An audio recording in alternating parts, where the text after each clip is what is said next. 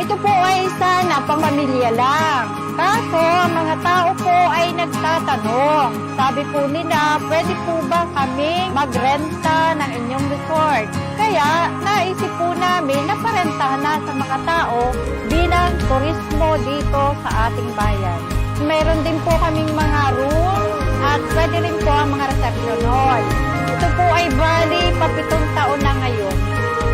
Kayo po ay inaanyayahan ko na pumunta dito sa aming resort, Piscana Resort, Tayabas City, upang makatulong po sa aming bayan at sa lahat po ng aking mga kababayan.